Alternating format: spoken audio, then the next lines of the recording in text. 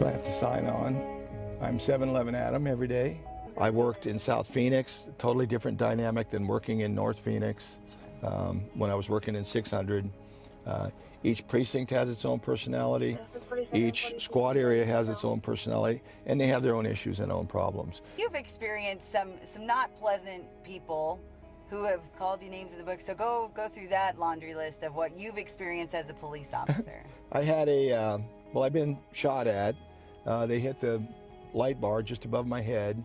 I was riding in the passenger seat. Officer Albert Flores was driving, and I go, Albert, they're shooting at us. If you imagine a big guy like me underneath the glove box, I got myself tucked down there real quick.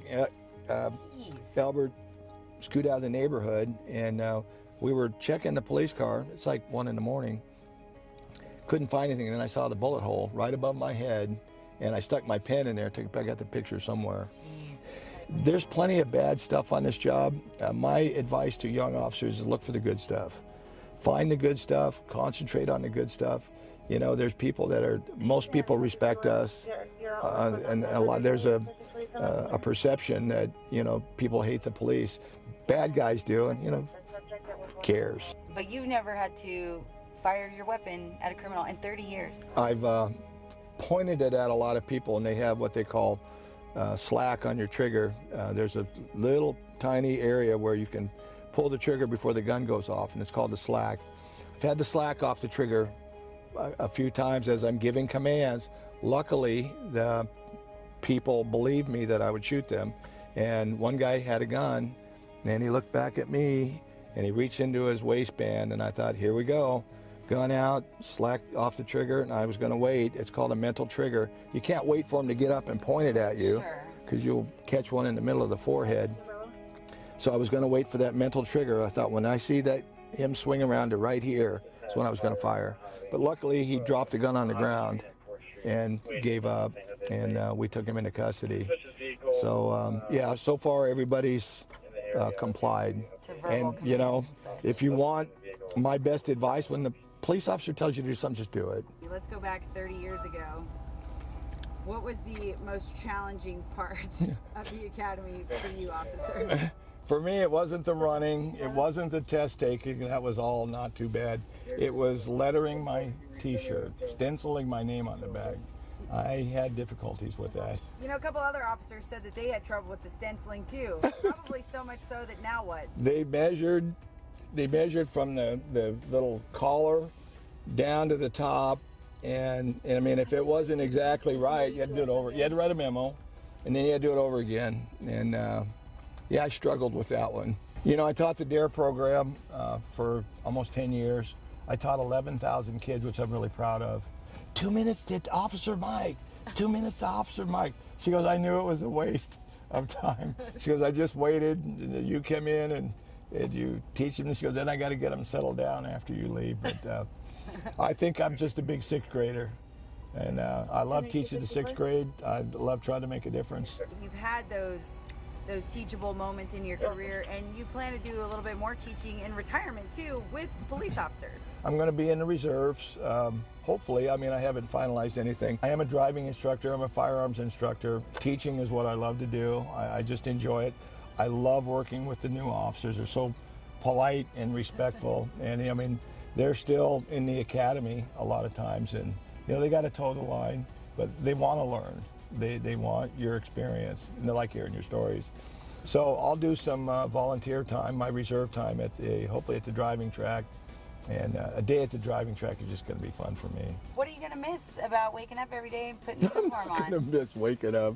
The only time I want my alarm to go off is when I got a golf tea time? Tea time, or somebody's dropping off the grandkids. It's been a fun career. It's been good. I've enjoyed it. It's interesting on the street. You never know when the radio goes off. A bank robbery for the first time in 30 years. About a month ago, I had a guy that was a possible jumper. It's on top of a 4-story garage. Never had that before.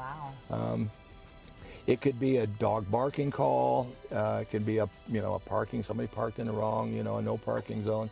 It could be a loud music. The interesting thing for me about the job is, I might be talking to one of my friends or one of you guys on the phone, and a call will come out. You know what? I got to hang up. I'm going to a burglar. I'm going to a bank robbery. Oh, okay. Oh, okay. So it's like, Call you I mean, later. how many people you're talking to? You know, oh, I got to go. I'm going to a bank robbery. Well, you know what that reminds me? I was on the phone with you at one point, and you know, police work isn't just fighting the bad guys and throwing people on the ground, just as some people might assume. There's a photograph of you changing a woman's tire. Oh yeah. Talk a little bit about the things you do for civilians, because your job is to protect and serve. As cliche as that sounds, you're not just trying to ruin people's day, trying to make their day better if you can. The one thing that that a lot of people don't see is what, you know, the officers behind the scene, because when we do good stuff, it doesn't make the news, and a lot of people don't see it. Some officers think I'm crazy because I'll give people money. You know, if somebody's hungry, I mean, I've been blessed. Yeah.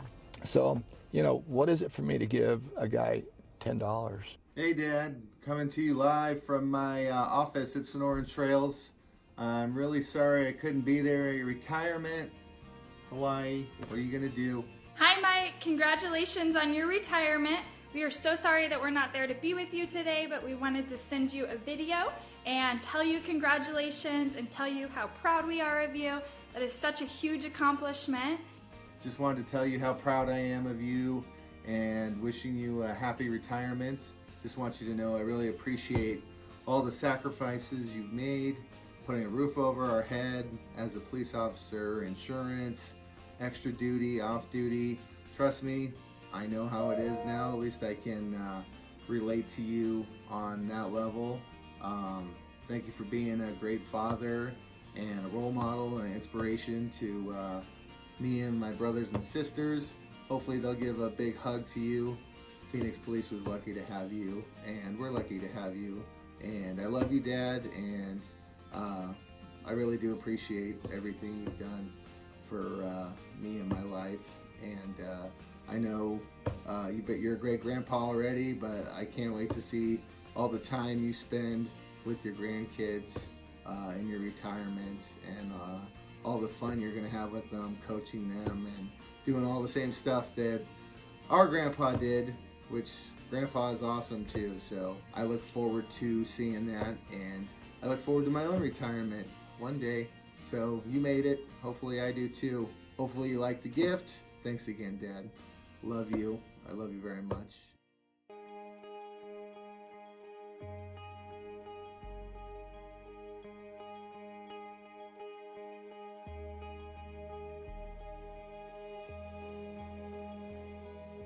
Well, we're going to talk a little bit more about everything else he's done in the 30 years, including a little bit of the DARE program and talking to kids about what we call hippie lettuce.